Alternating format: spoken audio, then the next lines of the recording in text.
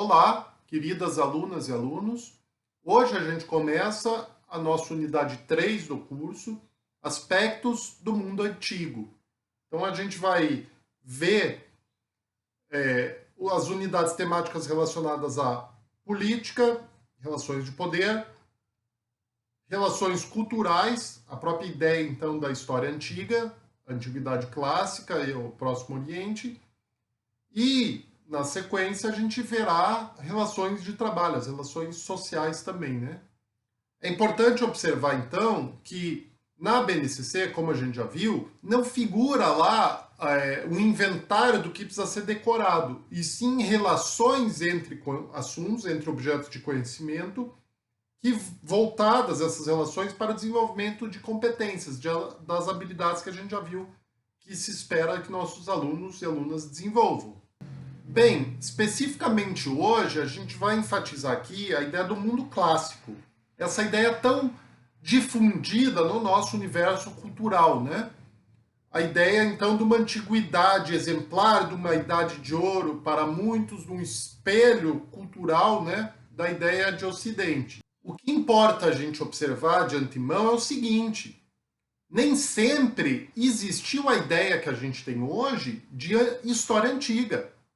A própria história antiga, ela é uma construção, uma periodização feita muito posteriormente.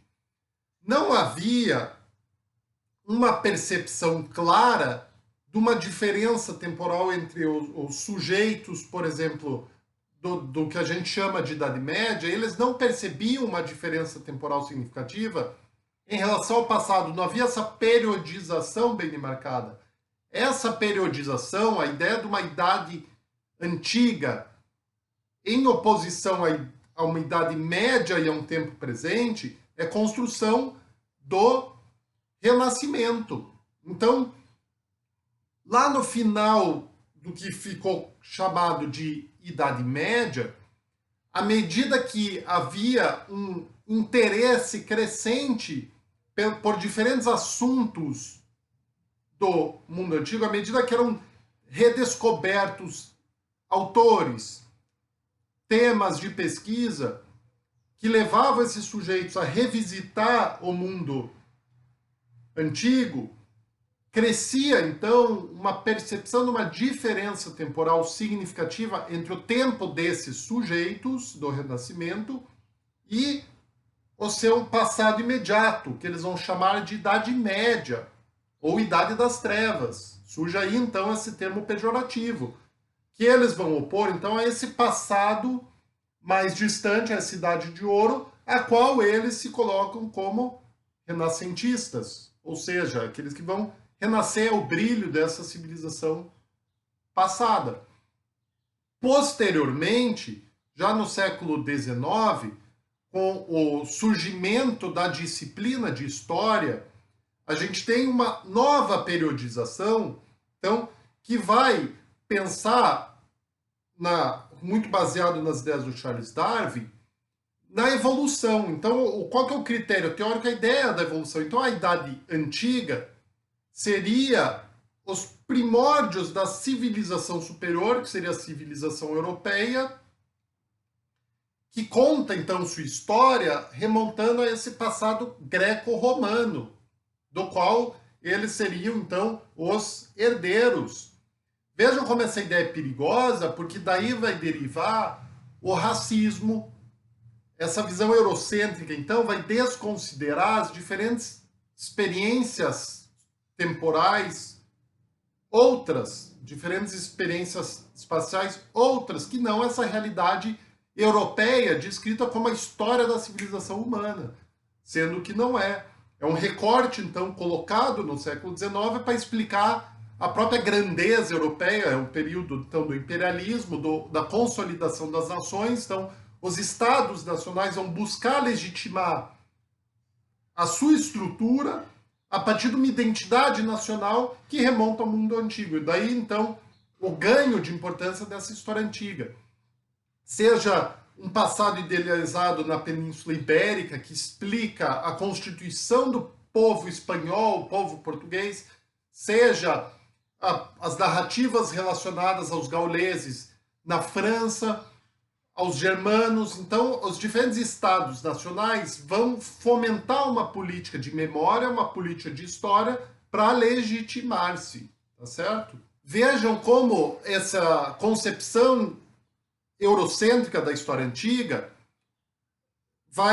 que está atrelada um tanto a uma perspectiva evolucionista, e vai haver nas ciências humanas o darwinismo social, que vai explicar, então, de uma forma racista, né, a sobrevivência e a adaptação das espécies. Como no Brasil isso impacta na própria concepção de história, que até o século XXI, bem dizer, vai privilegiar somente a filiação europeia da história brasileira, destacando os fatores relacionados à colonização portuguesa.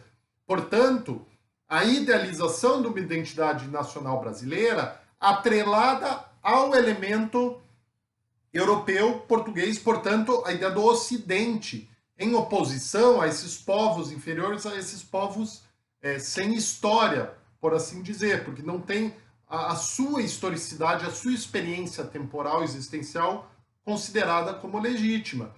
Então, até bem dizer a Lei 10.639, já no novo milênio, que vai enfatizar a obrigatoriedade, demarcar a obrigatoriedade do ensino de história afro-brasileira indígena, a gente tem esse viés eurocêntrico da história brasileira, que na BNCC isso claramente é derrubado, é superado, e a gente tem a perspectiva dessa história temática, multicultural, dessa história que vai buscar integrar os sujeitos na realidade. Então é óbvio que é importante conhecer o mundo antigo, porque isso é parte também da nossa trajetória cultural, social, política no Brasil. Mas a gente não pode esgotar a abordagem da história a essa perspectiva eurocêntrica, né? Eu estou falando aqui dessas similitudes, então, de como nós também somos tributários dessa história antiga. Aqui é um problema, porque é necessário demarcar as especificidades temporais. Não é embarcar acriticamente nessa narrativa de uma grande continuidade que nos conecta ao mundo antigo. Se há ideias de fundo, se há conceitos comuns, como o conceito de democracia, que vai sofrer uma revalorização do iluminismo para frente, se tratam de experiências históricas radicalmente distintas. É importante com nossos alunos fazer essas pontes, conectar esses elementos. Por exemplo, a ideia do Senado, existente hoje, existente no mundo antigo, na Roma antiga. Conceito de Senado, do Senex, o homem velho. A ideia, então, de uma casa de poder representativo no qual reúne os cidadãos mais velhos. Ponto comum. Por outro lado, quais são as rupturas? Quais são as diferenças? São enormes. O Senado hoje é um dos poderes da República, um dos poderes legislativos, porque tem a Câmara dos Deputados. Então é importante a gente ir demarcando também essas diferenças. Quem poderia se tornar um senador? O Senado era uma casa restrita, embora tivesse a reivindicação retórica de representar o conjunto da cidadania, a gente sabe que o ingresso nessa magistratura era muito restrito. Hoje em dia é óbvio que continua restrito, no entanto, você tem uma ampliação desse acesso. As funções do Senado romano eram muito diferentes das funções do atual Senado brasileiro. Então é importante a gente observar, assim como a ideia da democracia na Grécia Antiga, que era em Atenas radicalmente diferente da ideia atual, é importante demarcar proximidades, afastamentos, similaridades, diferenciações, rupturas.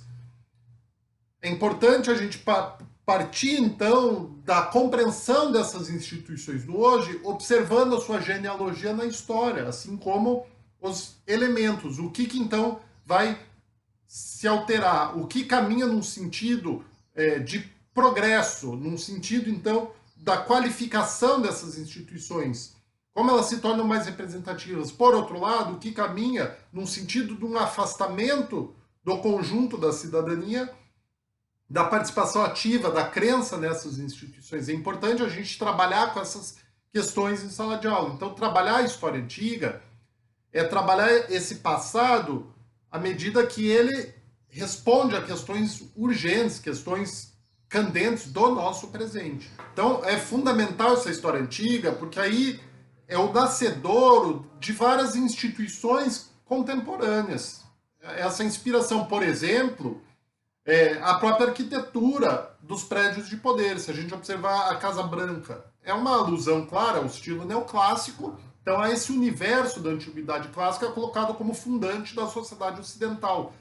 Como ainda hoje você tem uma reivindicação cultural do Ocidente que inventa um Oriente, vai colocar povos sem relação alguma entre si, numa mesma categoria de povos orientais, né? Vai pensar numa mentalidade oriental, que é uma abordagem racista da cultura, né? Além de completamente equivocada, mas que vai servir como, ao demarcar o campo do eles, dos outros, você demarca o nosso campo. Então o Ocidente é uma invenção que criou o Oriente como o seu outro, o não racional, o não democrático. Então, muitos dos elementos associados à representação do oriental remontam lá ao mundo antigo.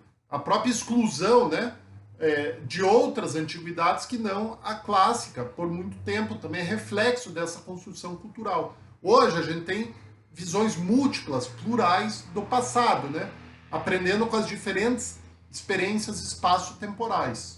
Por exemplo, estudos já do final do século XX vão apontar as várias pontes de contato entre essa antiguidade romana e grega com as demais civilizações, como há um universo cultural próximo. Vai haver uma abordagem, inclusive, do Mediterrâneo, desse espaço geográfico. Isso aparece na BNCC, essa abordagem espacial que vai apontar os pontos de encontro e desencontro desses povos. Ou estudos também que vão mostrar como muito da cultura grega, que vai se moldando no tempo, é uma experiência plural e não é uma coisa homogênea, é tributária dessas influências de povos situados no, se convencionou chamar de Oriente Próximo, né? Na sequência, então, tem um texto aí fundamental do Norberto Luiz Guarinello, História Antiga, que vai aprofundar essas ideias, assim como apresentar as principais correntes da historiografia, da escrita da história antiga. Aí a gente vai perceber, então, como essa construção da história antiga, da escrita sobre a história antiga, com as diferentes influências teóricas, abordagens metodológicas, o que, claro, tem a ver com o ensino. Por fim, eu vou deixar aí uma referência, quem quiser se aprofundar no assunto, o livro do Francisco Espelossin, Os Gregos, um Legado Universal. Ele está disponível em PDF na internet, que vai, então, trabalhar a construção, né, dessa memória, essa representação do passado grego, essa ideia do Ocidente, como isso é influente até os dias de hoje. É isso, gente. Valeu!